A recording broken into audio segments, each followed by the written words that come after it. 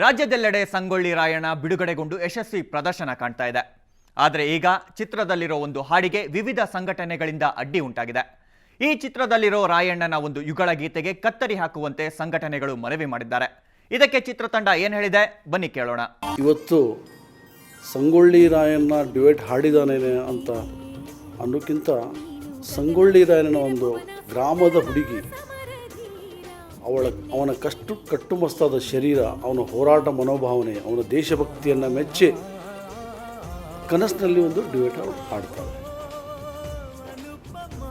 ಇದು ರಾಯಣ್ಣ ಎಲ್ಲೂ ಕನಸಲ್ಲಿ ಹಾಡಲ್ಲ. ಒಬ್ಬಳು ಹುಡುಗಿ ಕನಸು ಕಾಣಬಾರ್ದು ಅಂತ ತಪ್ಪಂತ ಎಲ್ಲೂ ಇಲ್ಲ. ಅದಕ್ಕೆ ಈ ಥರ ನಾವು ಹಾಡು ಮಾಡಿದ್ದೀವಿ.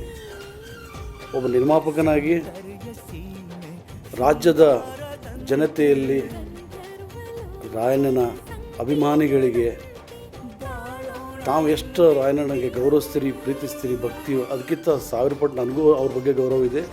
ಎಲ್ಲೂ ತುಚ್ಚ ಬರಬಾರ್ದಾಗ ನಾವು ಭಾಳ ಸ್ಟಡಿ ಮಾಡಿ 2 ವರ್ಷದಲ್ಲಿ ಮಾಡಿದ್ದೀವಿ.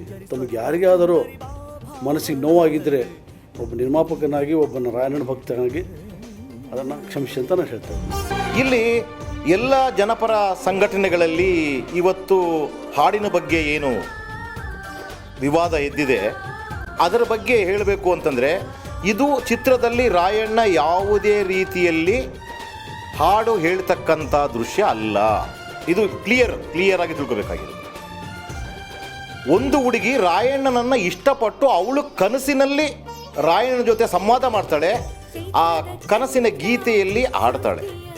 ರಾಯಣ್ಣನ ನೈಜ ಸ್ವರೂಪ ಬಿಟ್ಟು ರಾಜರ ಪೋಷಾಕಿನಲ್ಲಿ ನಾವು ತೋರಿಸಿರೋದು ಅದೇ ಕಾರಣಕ್ಕಾಗಿ. ರಾಯಣ್ಣನ ನೋಡಿದಾಗ ಅಲ್ಲಿರ್ತಕ್ಕಂಥ ಒಂದು ಹೆಣ್ಣುಮಗು, ಅಲ್ಲಿ 100 ಜನ ಹೆಣ್ಮಕ್ಳಿದೆ, ಅದರಲ್ಲಿ ಯಾವುದೋ ಒಂದು ಹೆಣ್ಣುಮಗು ನೋಡಿದ ತಕ್ಷಣ ಇದ್ದರೆ ನನಗೆ ರಾಯಣ್ಣ ಅಂತ ಒಂದು ವೀರ ಯೋಧ, ರಾಯಣ್ಣ ಅಂತ ಗಂಡ ಸಿಕ್ಕಿದ್ರೆ ಹೇಗಿರುತ್ತೆ ಅಂತ ಅವಳು ಕಲ್ಪನೆ ಕಾಣ್ತಾಳೆ. ರಾಯಣ್ಣ ಆಗಲಿ ಅಥವಾ ಆ ಹುಡುಗಿ ಯಾರು ಕನಸು ಕಾಣ್ತಾಳೆ ಅವಳನ್ನು ರಾಯಣ್ಣ ಮೀಟು ಮಾಡೋದಿಲ್ಲ. ಕೆಲವರಿಗೆ ಇದು ಬೇಕಾಗಿರಲಿಲ್ಲ, ಡ್ಯುಯೆಟ್ ಬೇಕಿರಲಿಲ್ಲ ಆ ಥರ ಅನ್ನೋದು ಅಂತ ಒಂದು ಈ ಮನಸ್ಸಿಗೆ ನೋವಾಗಿದೆ ಸಾರ್, ಹಂಗೆ ಸಾರ್ ಅಂತ ಹೇಳ್ತಾರೆ. ನಾವೊಂದು ಸಿನಿಮಾ ಮಾಡಿದ್ದೀವಿ, ಎಲ್ಲರಿಗೂ ಮನೆಗೂ ಎಲ್ಲರಿಗೂ ತಲುಪಿಸ್ಬೇಕು ಅನ್ನೋ ಒಂದೇ ಉದ್ದೇಶದಿಂದ ಮಾಡಿದ್ದೀವಿ.